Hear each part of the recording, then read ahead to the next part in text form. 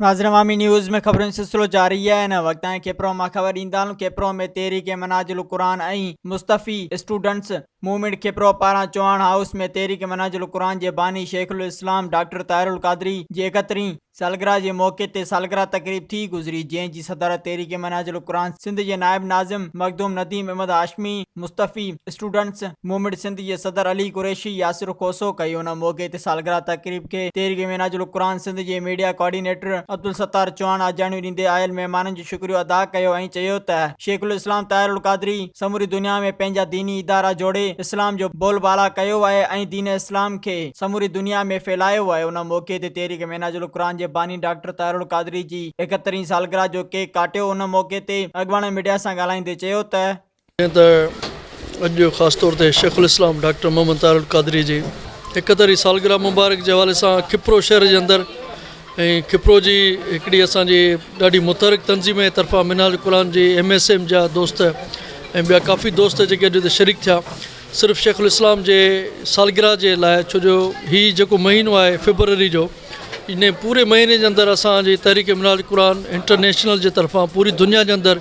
सालगिरह जा प्रोग्राम थी रहिया आहिनि। ऐं जिते बि तहरीक मनाजिल कुरान जी तंज़ीम ऐं उन जा विंग्स आहिनि उते शान शान तरीक़े सां सालगिरह जा प्रोग्राम मुनक़िद कया वेंदा आहिनि ऐं डॉक्टर साहब खे भेटा पेश कई वेंदी आहे ऐं डॉक्टर साहब जी ख़िदमतुनि खे भेटा पेश कई वेंदी आहे। ऐं उनखे अलावा डॉक्टर साहब पूरी दुनिया जे अंदरि जेको हिकिड़ो अवेयरनेस ॾिनो आहे, हिकिड़ी सुजागी ॾिनी आहे, हिकिड़ो इश्क़ मुस्तफ़ा जो पैगाम ॾिनो आहे, हिकिड़े इश्क़ मुस्तफ़ा माण्हुनि जे दिलनि में ज़िंदा कयो आहे, उन जे लाइ डॉक्टर साहब खे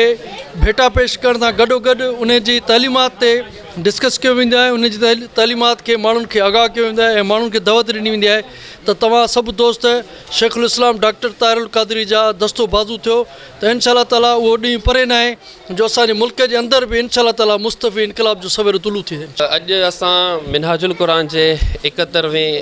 मिनहाजुल कुरान जे बानी व सरपरस्त डॉक्टर ताहिरुल क़ादरी जे 71वें जनम ॾींहं ते पाण गॾु थिया आहियूं ऐं डॉक्टर ताहिरुल क़ादरी जी तालीमात जी प्रचार करण जे लाइ असीं हिते जमा थिया आहियूं। मिनहाजुल कुरान जा मुख़्तलिफ़ डिपार्टमेंट्स आहिनि। मिनहाजुल कुरान डॉक्टर ताहिरुल क़ादरी जो तालीमात जिते नौजवाननि जी तरबियत करे थी, उते ई मिनहाजुल कुरान जो जेको ज़ेली फोरम विमन लीग आहे उते ख़वातीन जी तरबियत बि मिनहाजुल कुरान जे प्लेटफॉर्म ते थिए थी, नौजवाननि जी बि थिए थी, ईगर्स जे प्लेटफॉर्म ते नंढड़नि ॿारनि जी बि डॉक्टर ताहिरुल क़ादरी जी तालीमात खे आम कयो वञे पियो। ऐं अहिड़े तरीक़े सां जिथे मुस्लमाननि जे अंदरि इश्क़ मुस्तफ़ा जी शमा ऐं डॉक्टर ताहिरुल क़ादरी जेका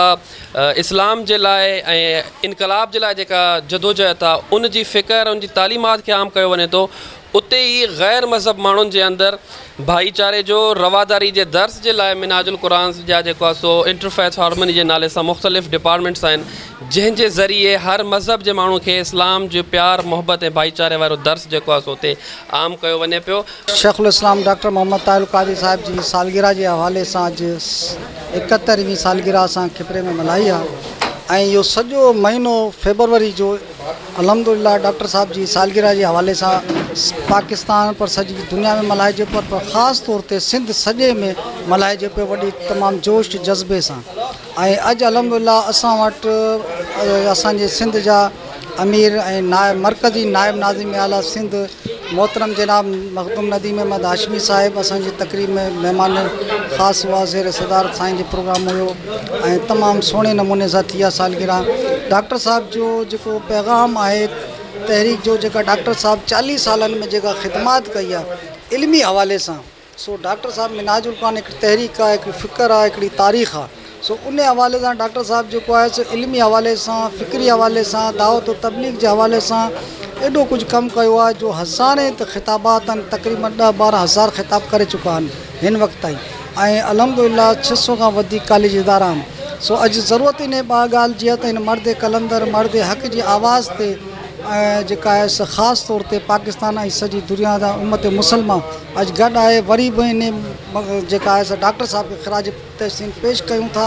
सालगिरह तकरीब में तहरीक मनाजिल कुरान ऐं मुस्तफ़ी स्टूडेंट्स जे अॻवाननि जंहिं में सैयद ज़ाहिद शाह, शौकत कायम खानी, मोहम्मद तैयब चौहान, मोहम्मद तला चौहान समेत तहरीक मनाजिल कुरान सां ताल्लुक़ रखंदड़ माण्हुनि वॾे अंग में शिरकत कई। मज़ीद खबरों और तफसीलात के लिए विजिट करें हमारी वेबसाइट www.awamiNewsHD.com।